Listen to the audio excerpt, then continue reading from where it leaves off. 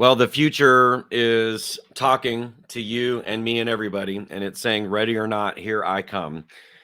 There's only one way to avoid the future, and that's probably not the best option. It's coming. And so the issue is for you and me is how we prepare for it. We're going to be talking about that today and a whole lot more on today's special edition of the Brian Hirsch Show.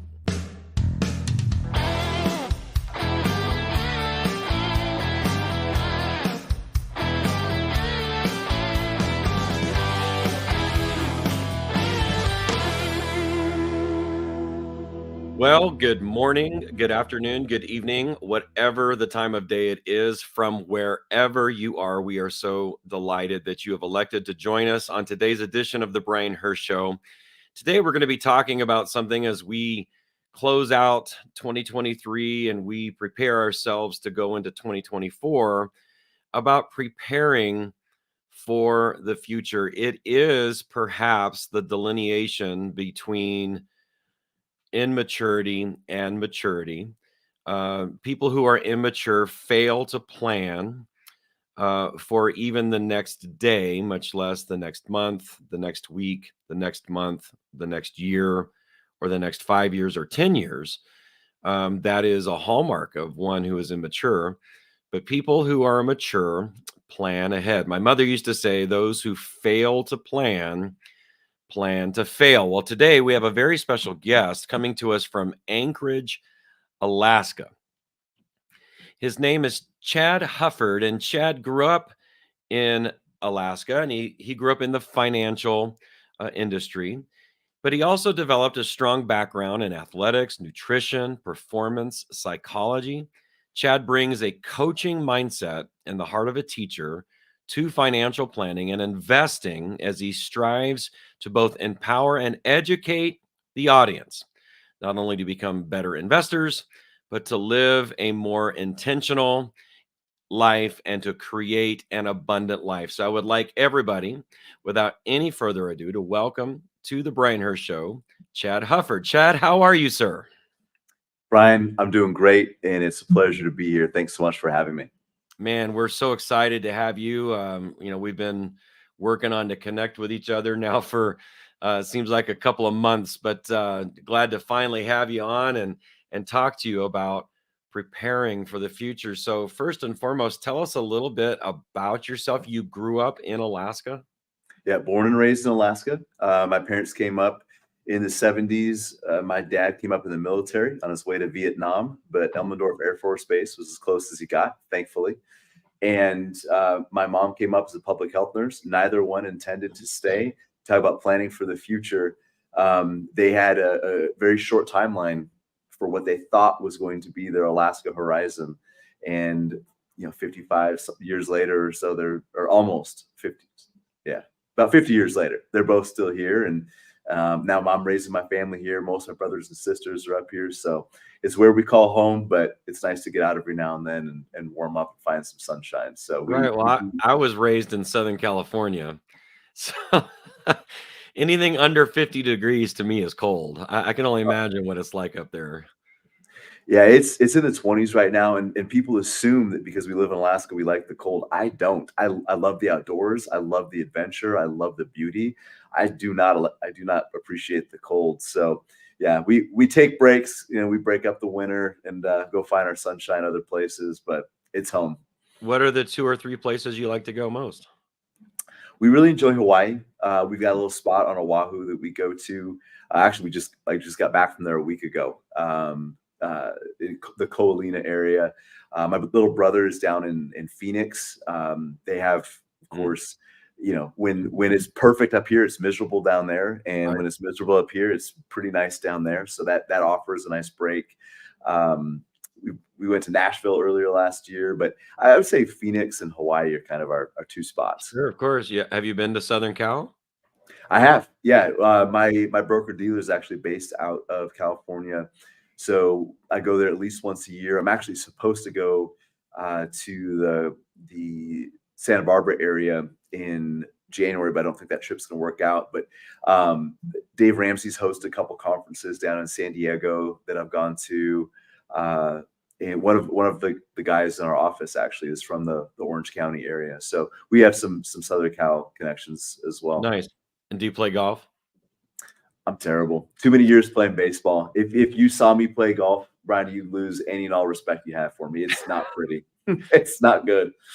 Well, I'm both near scratch level golfer, sub 5 anyway, and a baseball coach. And you'll be surprised there's a lot of similar principles between the two swings. And someday you and I will get together and we'll talk more about that.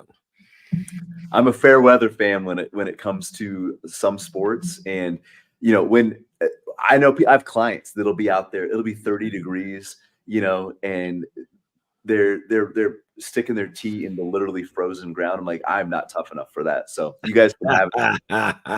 If I lived in Southern California, probably a little bit different, but here in Alaska, it's too warm. Very good. So I'm looking at you. You talk about the 3 pillars of an abundant life. Now, abundant life comes from John 10 and verse 10.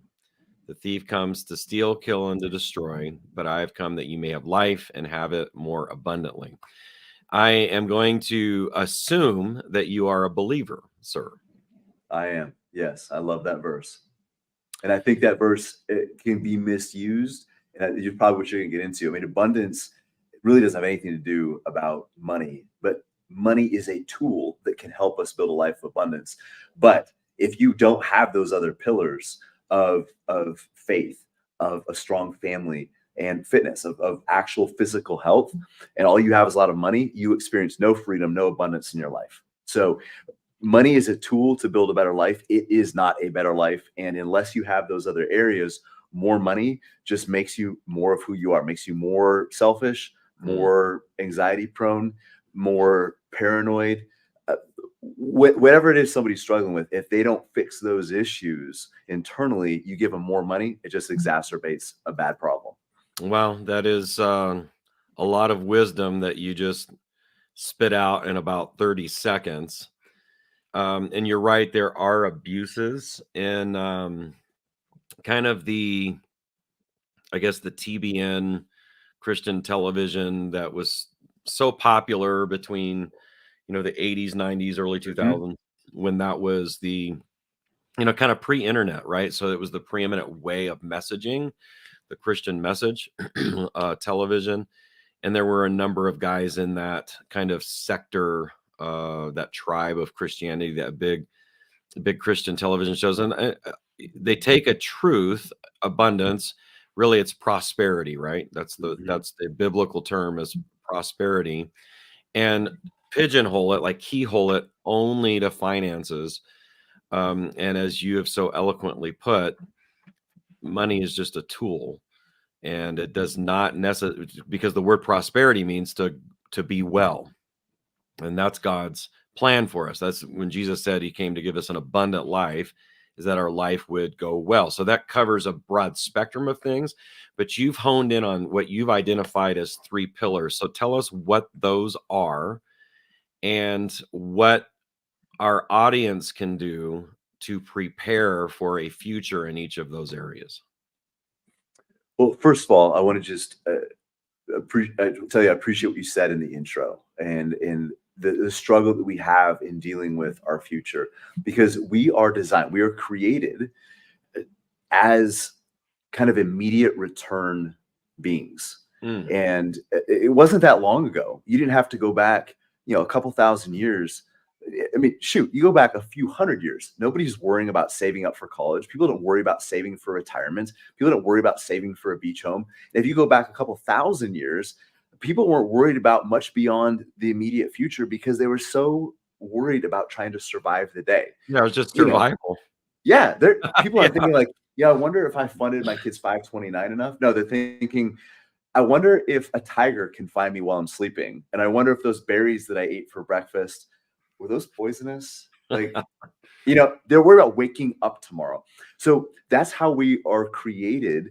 But now we are in more of a delayed return environment. You brought up, faith and spirituality. Like, one of the hardest things to do is to create a tangible relationship with the future. Now you put eternity on top of that. that's even harder. So future me tomorrow is hard enough to serve. And so often, you already alluded to this, we steal from the future version of us as soon as 10 minutes from now when we hit snooze on the alarm clock. You're literally stealing from your future self. So we struggle to serve the future version of us just 5, 10, 15 minutes or 24 hours ahead. And we're talking about, saving for the future, building a legacy in eternity. If we can't serve our future selves in 10 minutes, 10 years, or eternal, eternal blessings, like that's so hard to wrap our head around. So it's a struggle that is innate to being a human being. So people listening, like, yeah, no, that's me. I live in the moment. I'm all about immediate gratification. You're normal. You're human. But as you said, it's not okay to stay that way. It's okay to say, yeah, that's what I struggle with, but we've got to find a way to push beyond it. So the reason I talk about faith, fitness, and finance so much is, and you could circle family into that if you're staying on that F theme, but too often in my profession, Brian, I've seen people who have sacrificed one, two, or three of those to try to build wealth. And somebody who has sacrificed their family, their relationship, sacrificed their physical health. And maybe they're 60 years old and they're super wealthy. And what they do is that now they're spending that wealth to try to buy back time, to try to buy back relationships, to try to buy back their health. And it's better to build those things in concert, to build them together, rather than focusing on just one and then realizing your life is out of balance and then scrambling to go get the others. And I'll just give you an example. You and I were both old enough to remember Kodak film. Mm-hmm. And this is back when you would get a family gathering and everybody has to take pictures with their own camera, and it would take forever because you couldn't just send it to people. And nobody knew for like 3 weeks if any of the pictures turned out, because you drop them off or you'd send them in, and then you get these pictures back and like you don't even remember taking half of them. But anyways, for your younger And you listeners, have to pay for you the had to pay for development it. of the Yeah, bad pictures.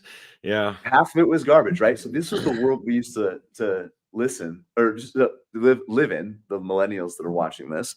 But George Eastman started Kodak, and Kodak for a lot of the 20th century was one of the wealthiest, strongest, most influential companies on the entire planet. Sure. George Eastman was one of the wealthiest people in the world, and he committed suicide in his 70s Oh, wow. because of a chronic back condition that left him in torturous pain almost constantly. And he Mm. tried all these different things and was never able to relieve it. And eventually he just gave up. The pain was too much. His discomfort was too much. That man would have given everything he owned to have relief from that pain, to have physical health. And I'm not Wow. saying that his career aspirations are what caused his physical issues. But my point just being, at some point, money can't buy back your fitness. Money can't buy back your health. Money can't buy back your faith. So we need to make sure we don't abandon any of those things while we build all of them. Right. Well, Chad, the world, the history of human civilization, but particularly, in our generation and the last 100 years, let's say, is replete with people who attained every measure of what, at least on the surface level, you could consider success. That being, material possessions, finances, power, fame, fortune, just arrived at every part of pleasure and died miserable, Mhm. alone, people that didn't have a you could say, their bank account and their portfolio was full and plush, but they were not living an abundant life. I mean, that at all. So, when you're talking about defining abundance and prosperity and you start diving into these three areas, what are some things that the folks can do, some key strategies to prepare for themselves in each of those areas? Well, what you said was really important. There's a lot of examples of people whose bank accounts were full, but their souls were empty. Mm, And we want to make sure that money is a tool that we use to pursue what is meaningful, fulfilling to us as individuals, which means we need to sit back and reflect. Like what is deeply meaningful and impactful to me, to my family, to the people I care about, and a pursuit. It has to be something we're chasing. We can't just save and build wealth and with the sole goal of I'm going to quit my job someday. Like that's not compelling enough. Like there has to be meaningful pursuit. Human beings are designed and created to pursue and chase. If we don't have something healthy to pursue, we end up pursuing the wrong things. Mm, So one of the first questions we ask people is, what would you want your life to look like if you never had to go to work ever again? And we don't even call it retirement anymore. We call it a job optional lifestyle, because the whole idea isn't that you quit, you unplug. You already brought up some scriptures. I mean, there's no real healthy precedent for retirement in the Bible or in history. This is a relatively new thing that we're dealing with. And this whole idea that you retire to have 2 decades of vacations, every day is a Saturday for 20 years, it's not healthy. It's not good for people. And if you don't know what you want to pursue in your life and using money as a tool to get you there, it mm, can become very empty. Then it just becomes more of fleeing from your job or from your career. You end up using money to get away from things than using money to actually pursue something. So having those times of mm, reflection, which means you turn off your phone, you turn off the inputs, and really listen to your own soul. Sometimes I just ask God, talk to me. mm, Like a lot of times we pray and talk to God. Sometimes we just need to ask him to talk to us. Like, God, tell me about myself. Tell me what I need to know. And I think if we do that consistently, he will start to show us. There's a verse that says he will give us the desires of our heart, but he also changes our heart to enlighten us and illuminate what is most meaningful and impactful to us already, that we often miss because we live in such a busy, distracted life. So number one is finding out what is meaningful to you. What is truly valuable in your life that you cannot compromise, and then figuring out a way how to maximize that.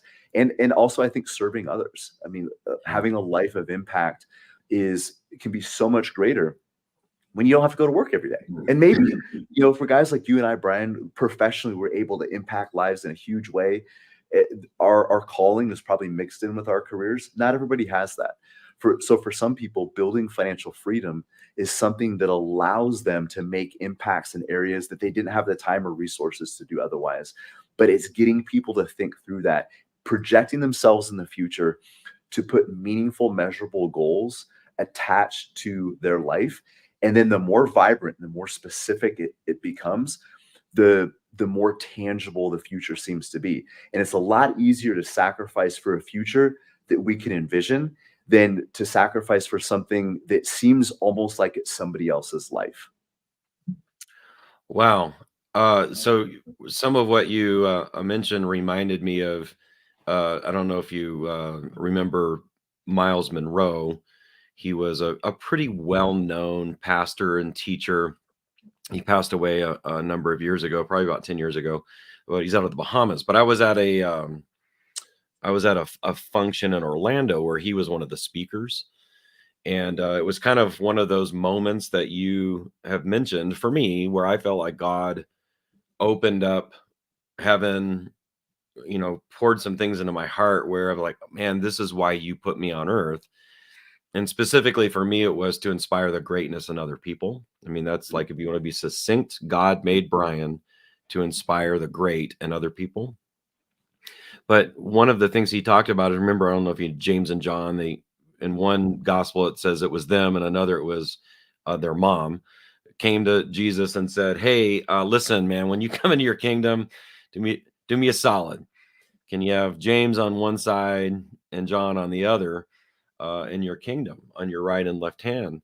And Jesus' response was not to admonish them for their Mhm. request, but instead he said, here's the way you do that. The way up is down. Whoever wants to be great must learn to be the servant of all. So if we want to, so this abundance, if I'm hearing you right, the abundant life starts with figuring out a way to pour your life out as a drink offering for the benefit and the service of other people. The way up is down. Absolutely. I think one of the ways to live a more abundant life is to give others around you the opportunity to experience more abundance. The more impact you have, the more abundance you feel. And I love that you just brought that up, because one of the verses that often gets misconstrued is in Luke. It's Luke 6:38, and it says, "Give, it'll be given to you, pressed down, overflowing." And if you read that entire chapter, the conversation coming up to it, it's not talking about money. That what God is asking us to give in that chapter. So this is just a few verses after he talks about overlooking wrongs, and he talks about giving mercy, giving love, being able to forgive those who hate you, to treat those well who despitefully use you. What he's talking about is giving to others, living in service.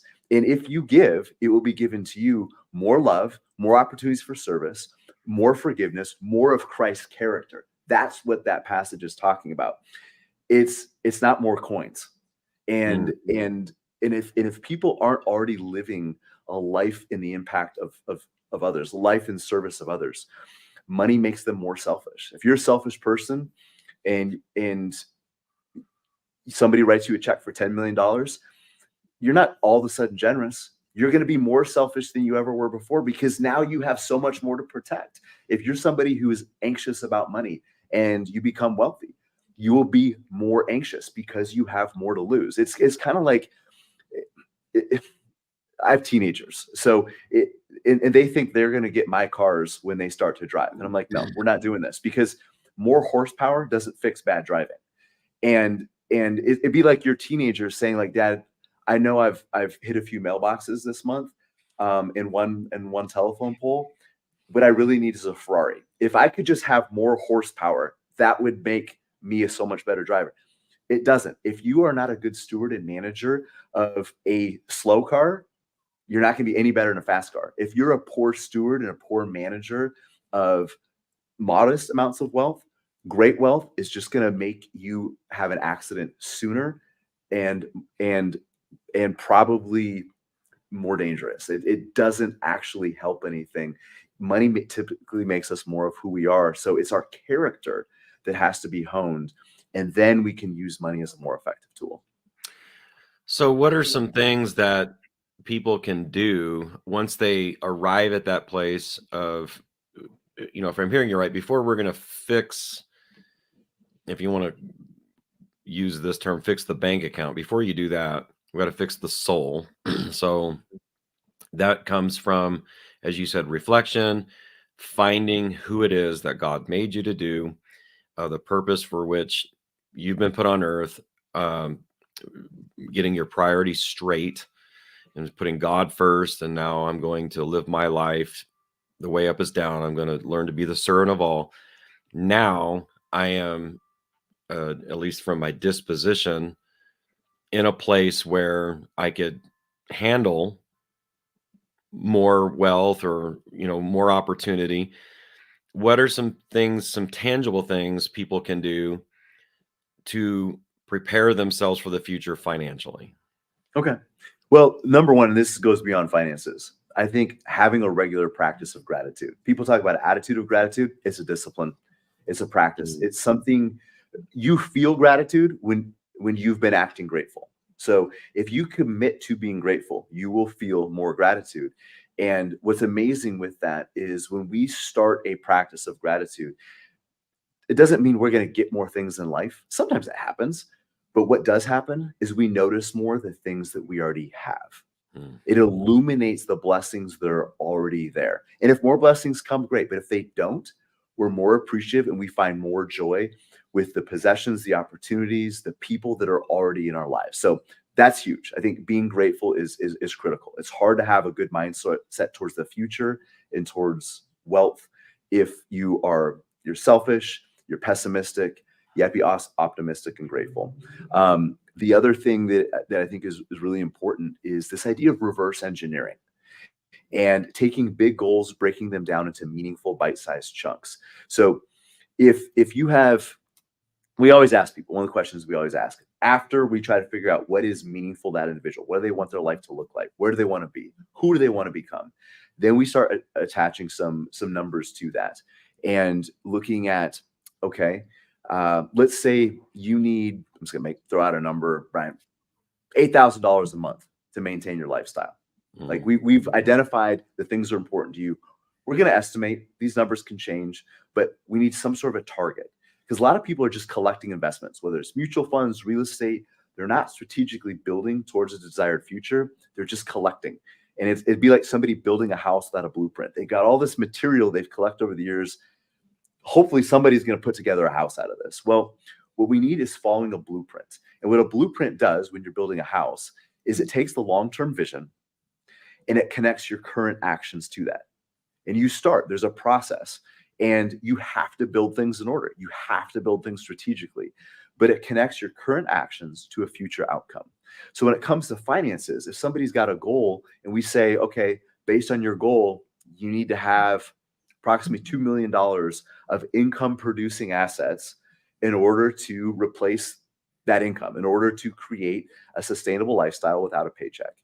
Well, then we can reverse engineer. That's a meaningful, measurable goal that we can reverse engineer into the present and say, okay, Brian, in order to hit that goal by the time you're whatever age, based on what you saved right now and the years between now and let's say age 60, you need to save $1,200 a month or whatever the number is, right? But now you're not worried about $2 million or $3 million or whatever. You're worried about $1,200 this month. So it's a little less intimidating. And some people listening thinking, well, I can't save 1,200. I can't save 2 million. But bear with me. Don't worry about the numbers. Worry about the context. You've taken this huge lifetime goal number, and now you've broken it down into a monthly target. Now it's not future Chad's problem or future Brian's problem. December Chad has to figure this out, how to save $1,200. Every single day matters, because now I've got to figure out how to save about $40 a day. It's not $2 million by age 60.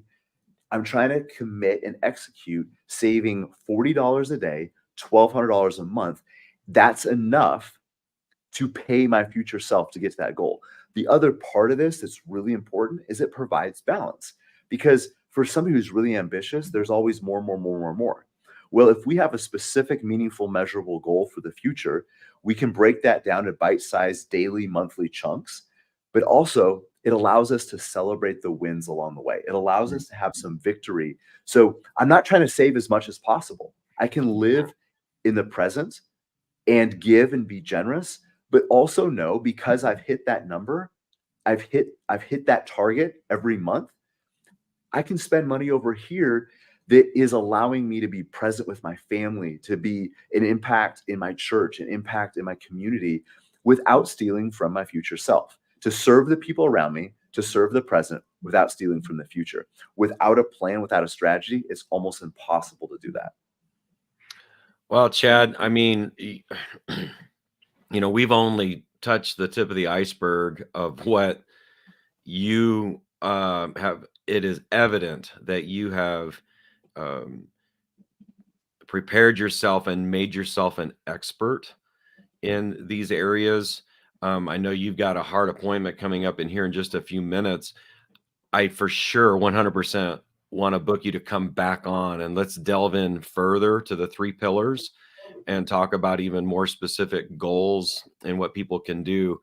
The content is so excellent and so good, and you're so articulate.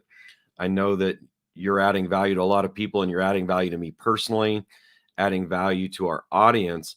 But before we get you out of here, where can people go to learn more about what you offer and some things, some tools that you can put in people's hands to help them? Well, the best place to reach us is through our website. It's veritasalaska.com. You got it scrolling on the bottom there. I also have a book coming out in April, so maybe we can connect sooner to that as we get closer to that time. Forgingfinancialfreedom.com, though, people can put in their info. We will keep them updated, not just on the book, but some of the practical tools to implement the book. Because this is not a book to educate somebody and have them grow in philosophical knowledge. It's a book about execution. We want to apply these things to our life in a sustainable and meaningful way. So forgingfinancialfreedom.com. They can also find us on Instagram at veritas.alaska. And we're happy to connect. But one thing I wanted to say too, just to kind of wrap up this conversation, is we're going into the new year. in a lot of areas, faith, fitness, business, a lot of different areas. People be setting goals. And what we just talked about, without wrapping the words around it, we talked about doing things that are sustainable. And that's what people need to think about as they are trying to set goals, trying to build a better future for themselves. Commit to actions that are sustainable, even if they're not optimal. Like, you may not start the optimal workout plan or the optimal diet or the optimal budget. There's no such thing. The best diet is the diet you can stick to. The best budget is the budget you'll stick to. The best investment strategy is the one you'll stick with, even when markets go down and everybody on the news is saying that the sky is falling and Armageddon's coming. So it has to be sustainable. If you do this for a week, a month, even a year, whether it's your health, your family, your finances, these strategies and tactics really won't work, because these are long-term things that take decades to play out. So it's being patient with yourself to do what is sustainable before you worry about doing what's optimal. Excellent work, Chad. It has been an extreme pleasure of mine to get to know you. Look forward to working with you again in the future, and hope that you have a fabulous rest of your day, and whatever appointment you have coming up, may it be fruitful. Brian, thank you so much. Have a Merry Christmas and a blessed New Year. You too, my friend. There he is, everybody. Chad Hufford. What a fascinating person, and added value again to me. Hope he added value to you. Let's get to this week's housing market update. Let's switch gears here into real estate. This is for December 18th, 2023. Last 30 days sold 287 homes. Again, we average somewhere between, historically anyway, between 5,000 and 6,000 homes in our market per year. So 287 is indicative of a slow market. That's normal for this time of year, holidays and the short daylight that we have during this time of year. But also, this is because of what we've been having with the higher rates and the lower inventory. But we've got some good news. Let's walk it through a little further. Median sale price has not changed week over week, $425,000. Year over year, 1 year ago, we sold 309 homes at $399,000. So we sold 7% fewer homes at a 6% higher price. In escrow, 397 homes. The median list price on that is $434,500. We have 800 active listings. So again, we got low inventory, right? That is keeping those prices high, even during a time when demand is lower. And the median list price is $460,395. So those homes at the median or under obviously sell faster. And here's the good news. This comes from Pride Strumset. The original number I had up there was from Sam, but this is from Pride. Just literally hot off the press, came in just before we went live. We're back in the fives on the interest rate. Back in the fives. It's been a year that we even got up to the high sevens and low eights for an FHA loan. So this is very good news. It might even mean, in the slowest time of the year, a little uptick in activity. So next week, I will give a year-end review. We're going to take a look at what the market did for all of 2023, all these numbers, the median sale price, what we did year over year, what the active inventory looks like, all of it. And then we will take a look at what that number was versus 2022. I can promise you we're going to see a pretty accurate picture of what 2024 is going to look like. All right, let's move to check this out. Before we do that, we do ask you to like, share, and subscribe to the podcast, because by doing that, it triggers the algorithm to share it with more people. And we want to help people win in real estate and in life. All right. So this week segment of Check This Out, at bedtime between about 9 and 11, my wife and I like to just watch TV shows. And this is a show that I'm new to. It was actually on between 2011 and 2019, but it came on to Netflix. It's the show Suits. It's probably not something I would watch like by myself, but it is something that I really enjoy watching with my wife because it has a little bit of a soap opera feel to it, but it's a lot of fun. And if you enjoy, good cinematography, good acting, my favorite character is Harvey. I want to see myself as Harvey. I just love Harvey. So if you like good television, you can find this on Netflix, and it's something that Bobby and I, my wife, enjoy doing at the end of the day. Listen, we love and appreciate you. Thank you so much for joining us today on today's episode of the Brian Hirsch Show. And we do hope that you have a very Merry Christmas and that you have a blessed and happy New Year. And we look forward to coming together with you again. In the meantime, we are serving your dreams. God bless you, everybody.